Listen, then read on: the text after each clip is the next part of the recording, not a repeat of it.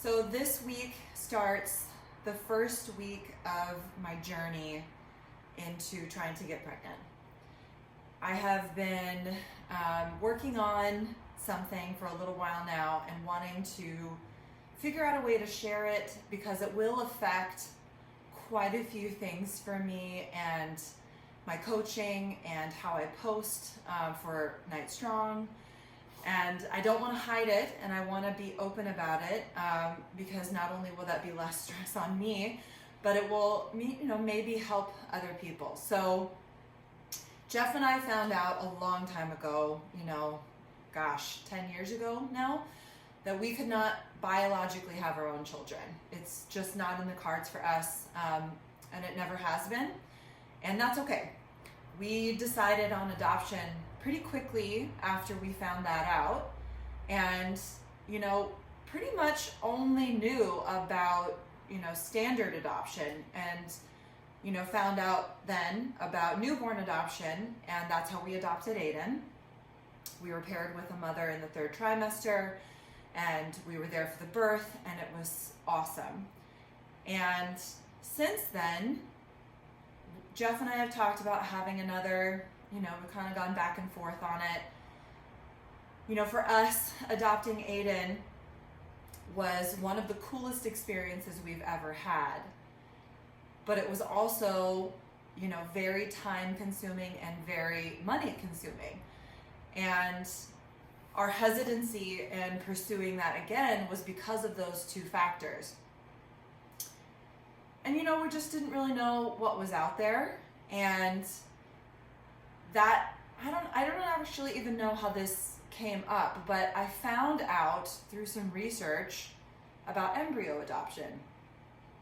And while we biologically can't use our, own sperm and egg, I wasn't sure if my uterus was okay to carry. And so the very first thing I did before I even started to wonder if this was a possibility was go to the doctor and just get checked out.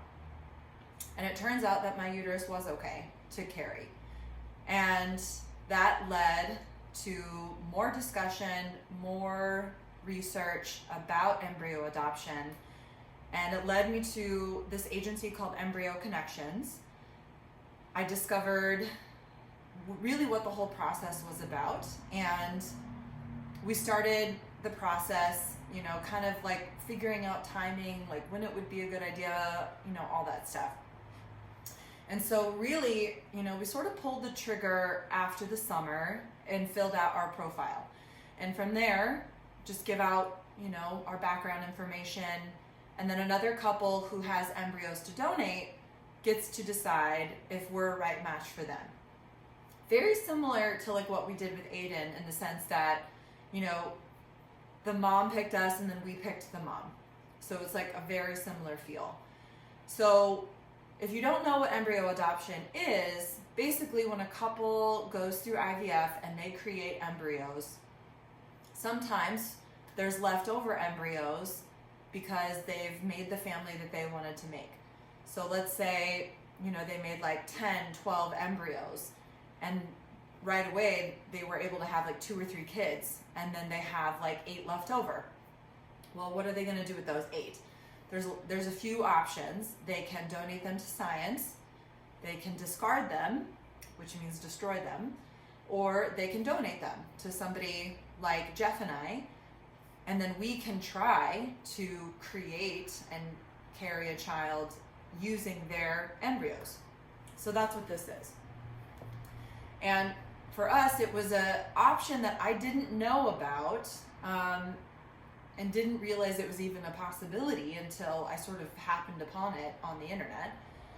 And so that's why I also wanted to share like what this process will be like, even though it might not work. It's a very vulnerable place to be in. There's a 50-50 shot that it will work on the first try, and there's a lot of stuff that I have to do to sort of get to that place. So here we are. We're in this place now where we've connected with Embryo Connections, we've filled out our profile, and now we wait. And we got matched with a couple pretty quickly within like a couple of months, but I didn't have a good feeling about the couple, and it just didn't feel like the right fit for us. And then within another month or two, we got matched again and did feel good about that couple. And because of privacy concerns, I'm not going to mention, the couple's name or where they're located. I also won't be sharing like where I am doing all of my things for the same reasons. So really the process then kicked into high gear, and that was around November of 2020. And, there's lots of discussions, there's lots of figuring out all of the logistics and the administrative stuff. And unfortunately in Rochester, I could not find a clinic here that would accept embryo donations and then do the transfer. I just couldn't find any place. So I would have to go someplace outside of Rochester to get the implantation done, which is what I'm going to do. And we just found a place that would do that. So now we're coming up on, end of March, and we've done all the logistical stuff. I found a clinic that is going to work with me.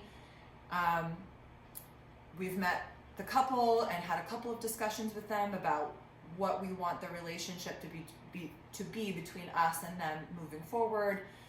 And now I have a scheduled implantation date on April 12th. And that's based off of my cycle and, getting a bunch of other medical checks done to make sure I'm okay. And this is when things are kicking into high gear this week, because with that implantation date on April 12th, now I start taking hormones. And I did decide to go the hormone route. There is a natural route where you just try to work off of your natural cycle and, basically off of your ovulation. I'm 40 and, this is significantly less money than what it was to adopt Aiden from birth. However, I definitely would not like to do this, repeatedly. So I'm trying to do as much as I possibly can to hopefully get it right on this first try. So I stopped drinking. New Year's Eve was my last drink. I haven't had a drink all year. I also reduced my caffeine intake to only 1 cup a day, and I'm also stopping that around like 10 a.m. at the latest. I'd like to say that I'm eating super healthy, but I did a whole 30 at the beginning of the year. I've kind of slipped back into my, normal eating habits, which is like 70-30, sometimes 80-20, mostly paleo, clean food, and then other foods outside of that. But I'm doing everything I possibly can to be as healthy as possible. And then same thing with using hormone treatment to help me in that process. I just want to try to get it right. So tomorrow, I start the process. I get my first ultrasound to check if everything's good to go. I'm going to start taking Estrace, which is, basically estrogen. And I'll do 2 times a day for a couple of days, for a few days. And then I'll increase it to 3 times a day. And then in a couple of weeks, I get another ultrasound to check basically if things are starting to look ready. And then I'll start taking progesterone. And then there's a few other things that I have to do leading up to that, which I'll get into once we start to get more into the process.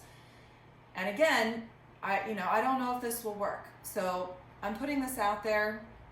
Maybe if you all want to send me some good vibes, cross your fingers, pray for me that it's going to work. It is on me essentially to like get it right, but it's also like, who knows if my body will even want to do this process. So I just don't know. So I'm going to, put this information out there, share our story with you. And then, if you're interested in learning more, I'd be happy to talk to you about it. If you want to know the agency that we're going through, I'd be happy to share that information with you. There are other agencies out there that you can explore. But it's obviously going to affect, my training. It's going to affect the way that I feel. It's going to affect a lot of things. And then getting closer to the implantation date, I'm definitely going to have to really get my body into a homeostasis, not too high, not too low. And that doesn't mean not working out, but it definitely means like I need to be in like a good place physically. As we get closer to the implantation date, I'll probably have to reduce most of my physical activity. And then after the embryo is implanted, I'm not allowed to do anything for 10 days, which is like crazy for me to think about. I don't think I've taken more than 5 or 6 days off from working out in like 10 years. And that was because of roller derby. I would force myself to not work out leading into a big tournament. And then usually would work out like the Monday or Tuesday after returning from a tournament. So yeah, be on the lookout for, you know, really the process. This week is going to be a lot of, you know, maybe hormonal shifts for me. And then, you know, I'll start reporting back, and I would like to do regular vlogs, sharing the information. I'll be posting, you know, some videos and pictures on my other social media, but you know, that this format, being able to talk a little bit longer and being a little bit more frank, is a little bit easier for me, instead of you know, trying to explain myself over and over again in post. So I'm going to do one big vlog when something big is happening. So for this week, it's ultrasound and starting Estrace. And then in about a week and a half, 2 weeks, I'll do another one after, or as we're getting close to our second ultrasound and starting more hormones, and then, you know, just kind of keep everyone updated on the process and how things are going. So send me all your luck. I'm not going to say that I'm going to need it, but I wouldn't mind it if it came my way.